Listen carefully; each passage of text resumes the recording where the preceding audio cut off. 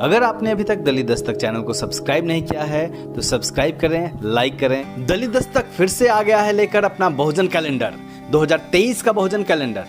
इस बार के कैलेंडर में होगा बहुत कुछ खास। जानिए उन बहुजन स्थलों के बारे में जो महत्वपूर्ण हैं। बुकिंग करने के लिए दिए गए नंबर पर संपर्क करें या व्हाट्सएप करें।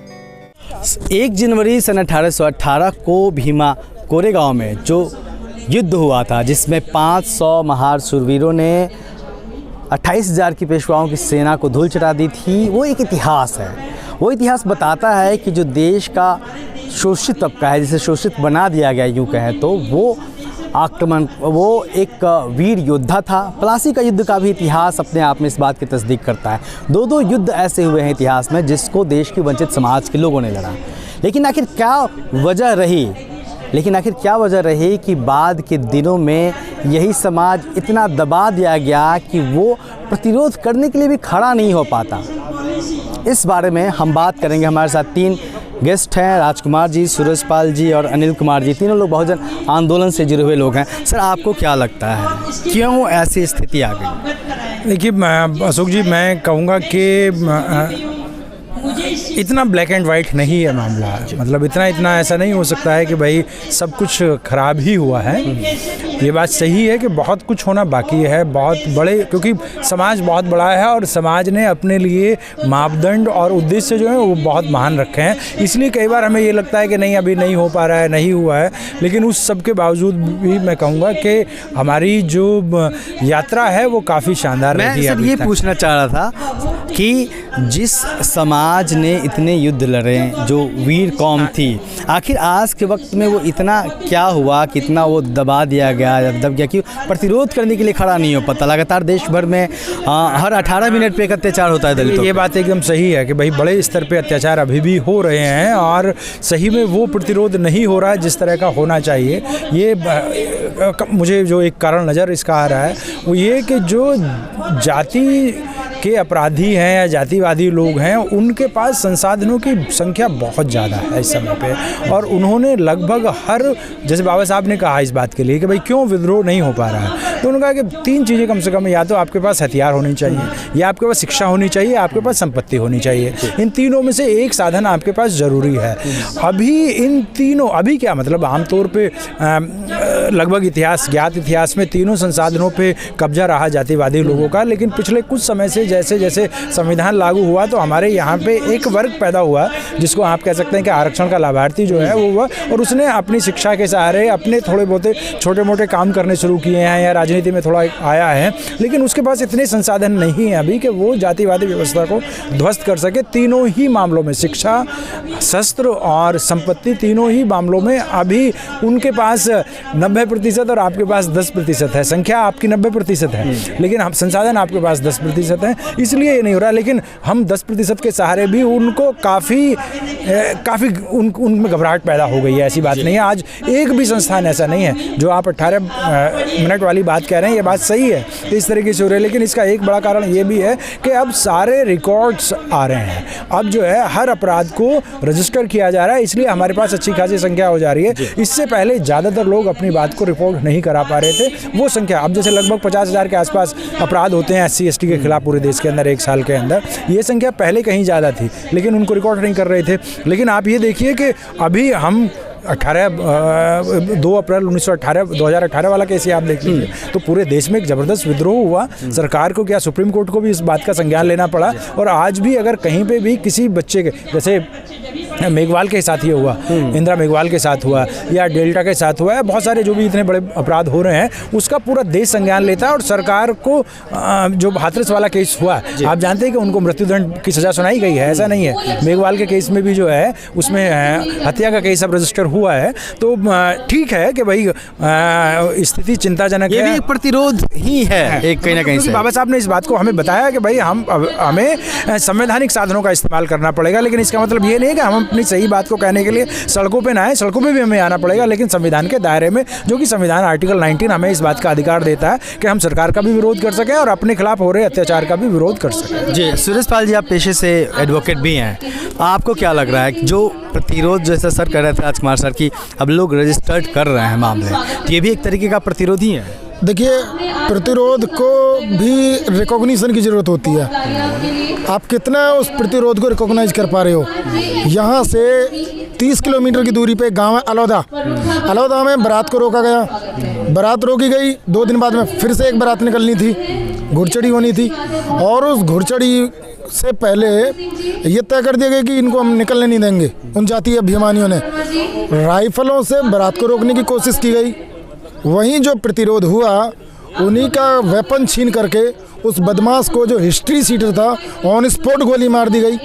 इन्हीं अम्बेडकर वादियों ने उसको गोली मारी और ये बताया कि यदि आप हमारी बारात को रोकोगे तो हम तुमसे जीवन छीन लेंगे। तो आप प्रतिरोध को, उसको रिकॉग्निशन की भी ज़रूरत है। मैंने स्ट्रीम मीडिया ने उसको अलग ढंग से दिखाया और जो है उसको उतनी बड़ी पहचान नहीं मिली। लेकिन ये बात आज उस क्षेत्र के लिए एक मिसाल बन गई कि कितनी बारातें उसके बाद में निकली हैं उस गांव में और उसके आसपास में। आज कोई चुंकारा भरने को तैयार नहीं है। बारात रोकना तो छोड़ दो, उस गलियों में बारात देखने के लिए खड़े नहीं हो रहे हैं। उन्हें पता है कि कहीं ये दोबारा से उसको दोहरा ना दें। तो भीमा कोरेगांव एक मैसेज देता है और हमारी युवा पीढ़ी उससे इंस्पायर हो रही है, प्रेरणा ले रही है और कहीं ना कहीं वो चीज़ें लौट रही हैं, रिवाइवल हो रहा है। जैसे 3 चीज़ें सर ने बताई, उन तीनों चीज़ें धीरे धीरे अब वो वापस आ रही हैं और निश्चित तौर पर जो चुनौतियां जहां देने की ज़रूरत है वहां चुनौतियां दी जा रही हैं। ग्रामीण इलाकों में इसको रिकॉग्निशन की ज़रूरत है। हमारे लड़के अच्छा कर रहे हैं। सर, खींचतान क्यों बढ़ी है आपस में? क्योंकि ये कहीं ना कहीं एक बड़ा वर्ग मिडिल क्लास का खड़ा हुआ है जो अपनी पहचान के साथ खड़ा हो रहा है, और एक प्रतिरोध खींचतान इसी वजह से हो रही है क्या? हाँ, खींचतान की एक वजह है। जब एक समाज जिसको अधिकार से वंचित कर दिया गया था, वो अपने अधिकारों को लेना शुरू करता है, चाहे वो शिक्षा का क्षेत्र हो, चाहे वो नौकरी का क्षेत्र हो, चाहे वो धन का क्षेत्र हो, चाहे बिजनेस का क्षेत्र हो, जब वो अधिकार को और अपना हिस्सा मांगने की कोशिश करता है तो ये सब खींचतान इसलिए हो रही और इसीलिए अत्याचार भी हो रहे हैं। जैसे जानबूझ करके कुछ शिक्षा ना लेने देने के तरीके खोजे जा रहे हैं, नई शिक्षा नीति ला करके, या नए जो तरीके खोजे जा रहे हैं। ये सब क्यों हो रहा है? अगर अत्याचार को कोई समाज बर्दाश्त कर लेता है फिर तो कोई दिक्कत ही नहीं है। यहाँ मामला क्या हो रहा है, यहाँ अत्याचार से लड़ने के लिए लोग तैयार हो रहे हैं और लड़ने का टूल मिला है भारतीय संविधान से। बाबा साहब ने जो अधिकार दे दिए, संविधान में अधिकार दे दिए, और वो उससे जो जागृति पैदा हुई उससे ये सब हो रहा है। अधिकार के लिए लोग अब मान सम्मान की लड़ाई के लिए लोग लड़ने को तैयार हैं, मरने को तैयार हैं। लेकिन हम बाबा साहब के मानने वाले लोग हैं, हम संविधान को मानते हैं, तो हम वो संवैधानिक दायरे में रह करके, हमारी मर्यादाएं हैं, उन मर्यादाओं में रहकर, और हमारी संस्कृति भी वही रही है कि हम मानवीय मूल्यों में रह करके भाईचारे की संस्कृति को रखते हुए हम विरोध कर रहे हैं। अगर हम डायरेक्ट सिर्फ विरोध करने पे आ जाएं तो ये खात्मा मुझे लग रहा है कि 24 घंटे और 48 घंटे में हो सकता है, क्योंकि 85% बहुजन लोग अगर गलती से यूं अगर गिर भी पड़े ना तो वो सारे दब जाएंगे। 15% बहुजन ताकत समझ पा रहे हैं अपनी अब आज के वक्त में? बहुजन ताकत समझ पाना, अभी मैं समझता हूँ कि उतना कहना बहुत जल्दबाजी होगी। हाथी की ताकत हाथी पर बैठे व्यक्ति को जिस दिन समझ में आ जाती है तो वो बहुत दूरी तय करता है। हाथी से उतरने के बाद उसकी ताकत समझ में आती है। बहुजन समाज यदि ताकत समझता तो आज पिछड़ी जातियों का जो आरक्षण खत्म हुआ है वो ये काम नहीं हो पाता है। तो इसका मतलब ये है कि ये 85% जो समाज है अपनी ताकत अभी नहीं समझ पा रहा है। मतलब स्थिति बदली है लेकिन सुधार की गुंजाइश है, चुनौतियां भी बनी हुई है। बिल्कुल स्थिति तो इतनी बदली है कि जो जहाँ इतना ज़्यादा क्लैश होता था, जो इतनी ज़्यादा पिछड़ी जातियों और अनुसूचित जातियों में जो टकराव होते थे उनमें बेहद कमी आई है। भाईचारा बढ़ा है, साथ साथ मिलकर के काम कर रहे हैं, एक दूसरे को सहयोग को सपोर्ट कर रहे हैं। परंतु पिछड़ी जातियों में वो मिशन उतना ज़्यादा एक्टिवली काम नहीं कर पा रहा है। जो बाबा साहब डॉक्टर अम्बेडकर का जो आंदोलन है उसकी गति उधर कम है, जहाँ इसकी ज़्यादा ज़रूरत है इसके प्रसार प्रचार की। इसका कारण ये भी है कि ज़्यादातर जो एक्टिविस्ट हैं वो अनुसूचित जातियों से आते हैं और उनके लिए आसान काम यही है कि वो अनुसूचित जातियों में जाकर के काम करें। पिछड़ी जातियों में जाकर के काम करना उनके लिए भी पहाड़ चढ़ने जैसा होता है। तो जो भीमा कोरेगांव का जो इतिहास रहा है, उस इतिहास से आज की युवा पीढ़ी, आज का समाज सबक ले रहा है और कहीं ना कहीं एक अत्याचार सहने के बजाय लोगों ने जवाब देना शुरू कर दिया। सर ये जो जवाब देने का जहाँ तक सवाल है, तो वो जवाब न केवल गन और वेपन से दिए जाते हैं, बल्कि हाँ, ये जवाब देने के बहुत से तरीके हैं। आज आप देखिए कि कई तरह के जो स्कूल खोले जा रहे हैं, अकेडमियाँ चलाई जा रही हैं, और ये लड़के बहुत अच्छे से वो सब काम कर रहे हैं, मार्शल आर्ट सिखा रहे हैं, ट्रेनिंग दे रहे हैं। ये भी उसी का पार्ट है। मनवर दासर, सबसे बड़ी बात जो है कि ये बहुजन आंदोलन में जो बहुजन है, जो ओबीसी वर्ग है, उसकी अभी जनगणना भी जिस दिन हो जाएगी ना, जिस दिन जनगणना हो गई, आधी समस्या तो उस दिन ही सॉल्व हो जाएगी। जिस दिन ही पता ये चल गया कि ये 60% लोग हैं, तो फिर वो 27% हिस्सा नहीं मांगेंगे, फिर वो 60% हिस्सा मांगेंगे। तो institutionalisation of non documentation of the Bahujan society, 85% लोगों का जो डाटा ना बनना भी एक बहुत बड़ा कारण है, और जिसके लिए वो लड़ रहे हैं। लेकिन इसमें कहीं ना कहीं में नेतृत्व जो कर रहे हैं लोग, जो ओबीसी समाज के या शेड्यूल कास्ट के समाज के, ऐसा क्यों नहीं हो सकता कि सारे एमएलए और एमपी, जो एससी एसटी और ओबीसी के एमएलए एमपी एक दिन रिजाइन कर दे? यही रोना है। अगर एक दिन भी रिजाइन, एक दिन में ये सरकार गिर सकती है। क्यों? आरक्षण क्यों जा रहा है?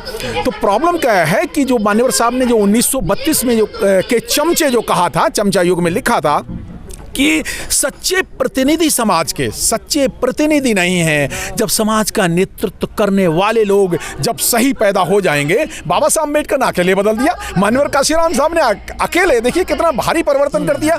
तो ऐसा क्या है, एक ये और प्रॉब्लम है। दूसरी प्रॉब्लम ये है कि काश बाबा साहब अम्बेडकर और पेरियार साहब उत्तर भारत का आंदोलन और दक्षिण भारत का आंदोलन में जो लैंग्वेज बैरियर्स आ जाते हैं, जो एक लैंग्वेज बैरियर आ जाते हैं, अब वो लैंग्वेज बैरियर टूट रहे हैं। कहीं ना कहीं आंदोलन अब एक साथ मिलकर आगे बढ़ रहा है और देश भर में जो फैले हुए बहुजन समाज के लोग हैं अपने पुरखों के दिखाए रास्ते पे चल रहे हैं। और जो प्रतिरोध का एक तरीका जो है, वो चाहे शिक्षा के जरिए हो, चाहे किसी भी तरीके से हो, लगातार देखने में सामने आ रहा है। देखते रहिए दलित दस्तक और हमारे चैनल को सब्सक्राइब भी कर लीजिए। जय हिंद। आप लोगों की गुजारिश पर इस बार हमने कम मूल्य का छोटा कैलेंडर भी प्रकाशित किया है। बहुजन नायकों के जीवन और बहुजन इतिहास को बताने वाला कैलेंडर। आज ही बुक करिए अपने हिस्से का बहुजन कैलेंडर सिर्फ 60 रुपए में।